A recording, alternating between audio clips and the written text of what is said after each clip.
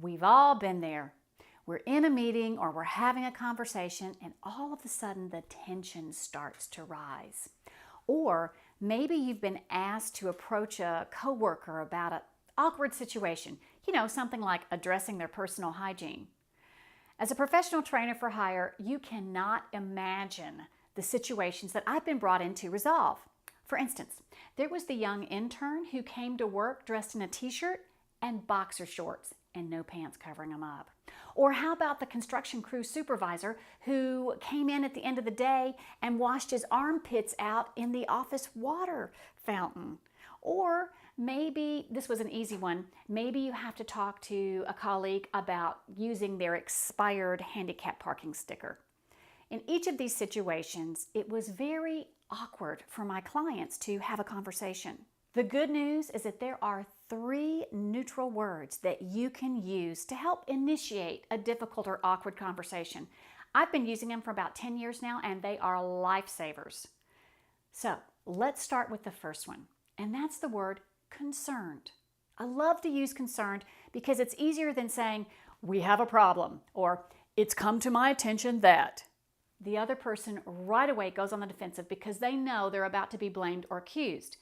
If, however, you start with, "I've got a concern and I need your help with it," can you hear how that message is different? You haven't blamed or accused the other person, and best of all, you're suggesting that you care about them. If you're concerned about someone, you care about their well-being. So concerned is a great way to initiate a conversation without putting the other person on defense. It's a terrific relationship building tool, and that's usually the one I choose to start with.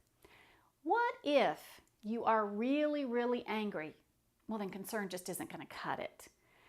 The challenge with using the word angry or mad or upset is that it's hard to gauge the other person's emotional point with those words. I mean, they could be irritated or they could be ready to pop. So I like to use the word frustrated instead of angry. Do you know how somebody feels when they tell you they're frustrated? Of course you do. Frustration is very, very tangible and we can understand it. Angry is intangible. The best part about frustration is that it can also be proactive. Now think about this. You only get frustrated if you're trying to accomplish a goal and you can't get there. So substitute the word frustrated for angry. It sounds something like this. Let's say you're having a conversation for the 3rd or 4th time with someone about the same issue.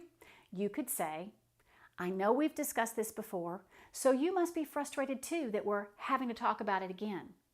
Or, "I'm frustrated by how much time you're spending on this report. Tell me what needs to happen so that we can get your time allocated elsewhere." Frustrated is the perfect word to smooth over a difficult situation. The third and final neutral word replaces the D word. Oh, you know what the D word is. That's right, disappointed. "I'm disappointed in you." That is just an entire guilt trip in a single word. And very few people are motivated by the D word. So if you want to redirect behavior and motivate the other person, try using reverse psychology. Use the word surprised instead. "Wow, I'm really surprised by your reaction." Or, "I'm surprised by this report." Or, as I said to my children for many years growing up, "Honey, I'm surprised you're wearing that." Surprise implies that you expected a different result, and yet it doesn't blame the other person. It does highlight your expectations.